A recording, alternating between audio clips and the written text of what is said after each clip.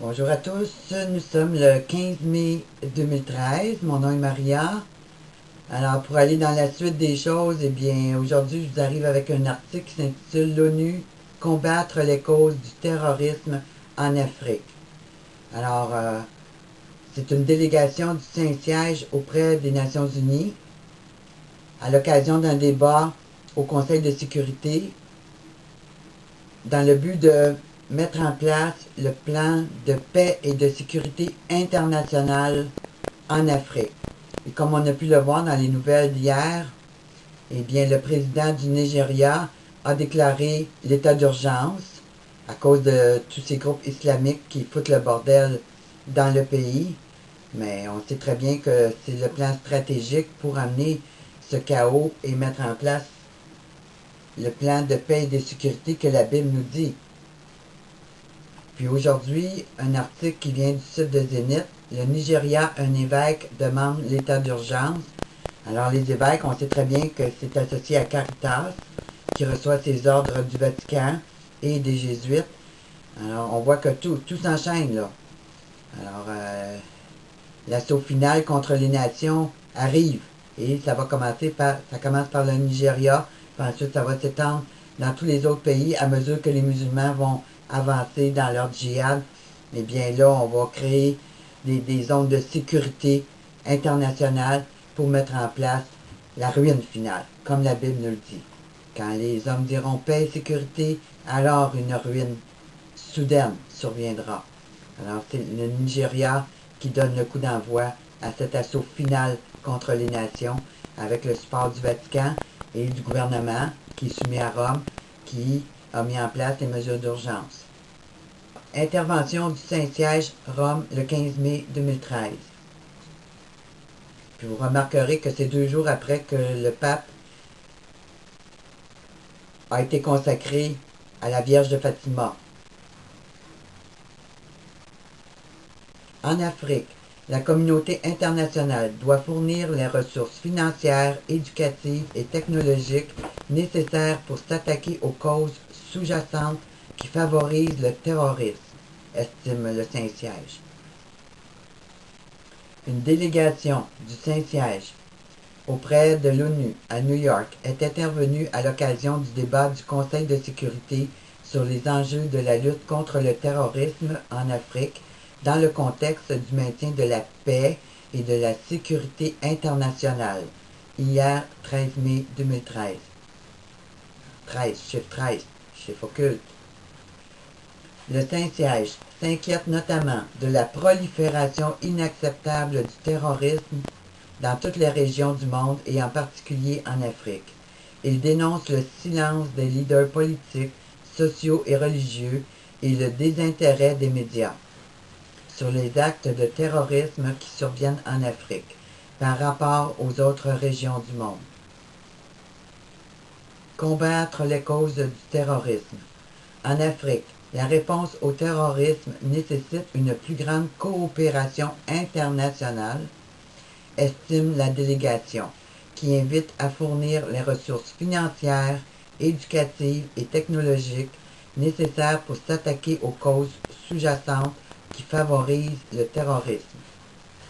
En effet, explique-t-elle, dans les zones dépourvues du respect des droits de l'homme qui sont toutes sous les lois de la charia, où les gens se sentent abandonnés par la société, les organisations terroristes peuvent alimenter un sentiment de désillusion et se nourrissent de ces injustices pour tenter de justifier leurs actions. En outre, ajoute le Saint-Siège, la lutte contre le terrorisme en Afrique doit aussi promouvoir la coopération entre les parties prenantes, comme les familles, les organisations religieuses, les chefs tribaux et communautaires et d'autres acteurs de la société civile. Il s'agit de donner à ces communautés la possibilité de lutter contre le terrorisme, tout en promouvant une meilleure compréhension et la coopération entre les collectivités locales. Le Saint-Siège condamne fermement le terrorisme, qui, par sa nature même, manifeste un mépris total pour la vie et la dignité humaine, car il utilise la destruction et le meurtre de personnes innocentes comme moyen pour la fin à atteindre. En d'autres termes, les actes de terrorisme atteignent le cœur même de la dignité humaine et constituent une offense à l'humanité tout entière. Ils condamnent le recours au terrorisme sous toutes ses formes et rejettent en particulier la manipulation de la religion pour justifier les attaques contre la vie humaine innocente. Pour le Saint-Siège, les dirigeants et les communautés religieuses doivent jouer un rôle important dans la lutte contre les fausses idéologies terroristes et en réaffirmant avec force que la violence au nom de la religion est l'antithèse de la religion et contribue à sa destruction, mais aussi en nourrissant la compréhension et le respect entre les personnes et les communautés culturelles, sociales et religieuses. Ne pas oublier les victimes. Pour lutter contre ce fléau, le Saint-Siège appelle donc à la promotion du dialogue interreligieux, mais également du développement social, culturel et économique. Alors, c'est le nouvel ordre mondial. Ça touche tous les secteurs. Il invite la communauté internationale à un engagement et une action visant à protéger la vie et à faire respecter tous les droits fondamentaux. Il demande enfin de ne pas oublier les victimes du terrorisme qui se battent pour réhabiliter leur vie brisée, ou encore ceux qui vivent aujourd'hui dans la peur de perdre leur vie. Ces personnes, poursuit-il, sont en droit de recevoir le soutien nécessaire dans leur deuil et leur réhabilitation. Réponse locale et internationale. La défense contre le terrorisme exige des réponses à la fois locales et internationales, souligne le Saint-Siège. Au niveau local, l'État et les acteurs locaux et internationaux doivent refuser le recours à l'utilisation ultérieure de la violence dans un cycle sans fin et chercher plutôt à identifier les responsables, établir leurs responsabilités pénales et les poursuivre en justice conformément aux droits fondamentaux de l'homme. Au niveau international, la communauté des nations a la responsabilité de favoriser les conditions qui empêcheront les groupes terroristes de se développer, notamment par une meilleure coopération policière et judiciaire et par la construction de ponts entre les peuples, de différents pays, de différents milieux ethniques et religieux. L'année dernière, le Saint-Siège a ratifié la Convention internationale pour la répression du financement du terrorisme. Ça s'était fait le 27 janvier 2012.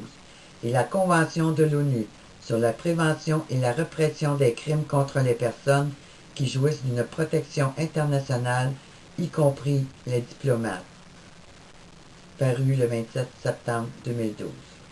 Alors, ce qu'on voit, c'est que le Vatican, via sa délégation du Saint-Siège, vient de donner l'assaut final contre les peuples, contre les nations, au nom de la paix et de la sécurité internationale. Et ça, mes amis, c'est biblique à 100%. Ça a été annoncé il y a des siècles et on y est. Alors la tyrannie va commencer contre les citoyens, contre tous ceux qui s'opposent à ce nouvel ordre mondial, en les qualifiant de terroristes de toutes les manières possibles. On va monter des faux dossiers contre eux.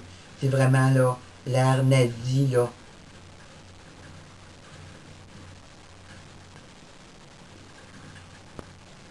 C'est vraiment là la mise en place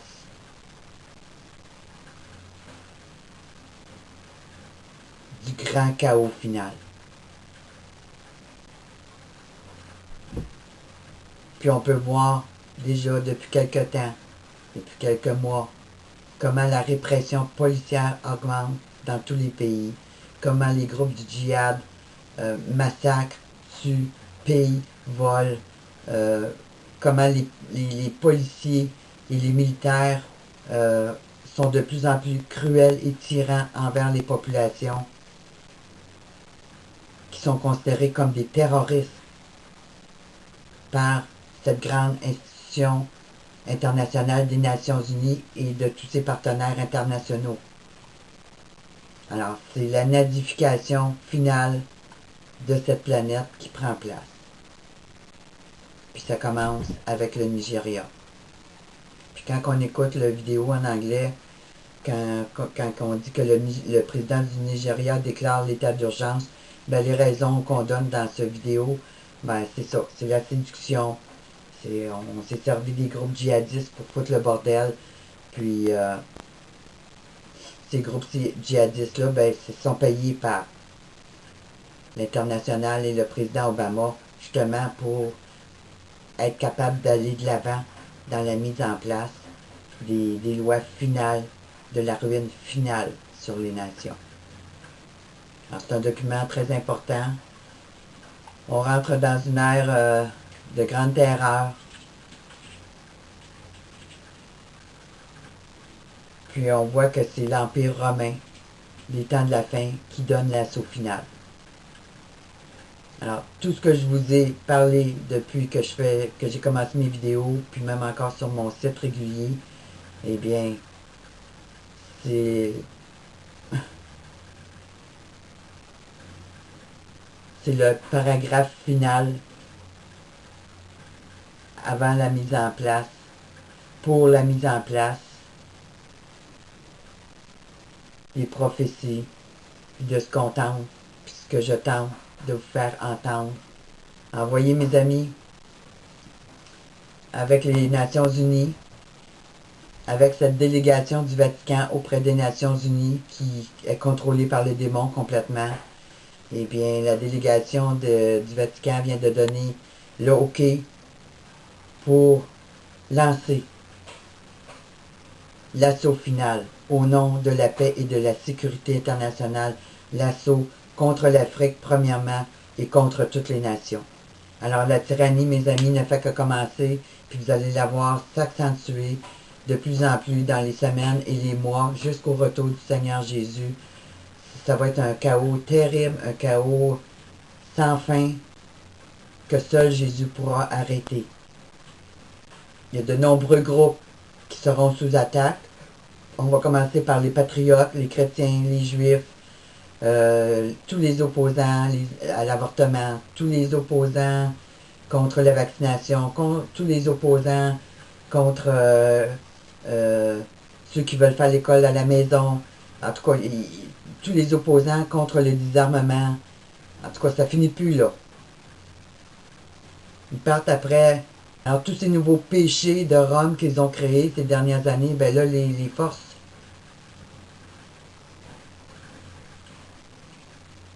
eh bien, toutes leurs forces occultes vont être activées, puis ils vont partir après tout le monde. Avec le support du gouvernement, sous le couvert de combattre le terrorisme et de ramener la paix dans le monde. Alors, soyez couverts du sang de Jésus, mes amis. Soyez à son écoute. Demandez-lui de vous guider, de vous diriger dans ce chemin chaotique qui prend place, puis que vous puissiez marcher sur ce chemin droit, sans trébucher ni à droite ni à gauche. Ne regardez que le Seigneur, n'écoutez que sa voix, et il saura vous conduire. Il saura nous conduire. Alors, bien sûr, c'est un autre document d'importance à partager avec tous vos contacts. L'heure est grave. La nadification est complétée et maintenant sont prêtes à foncer dans le tas. Alors, que le Seigneur soit avec son peuple, qui ne s'est pas laissé souiller et qui ne pliera pas le genou. Gardez vos yeux sur l'Éternel, gardez vos yeux sur les choses à venir. Ce monde n'a plus rien à nous offrir. C'est la destruction totale qui vient sur ce monde. Puis ce document en est une preuve. Alors, à bientôt.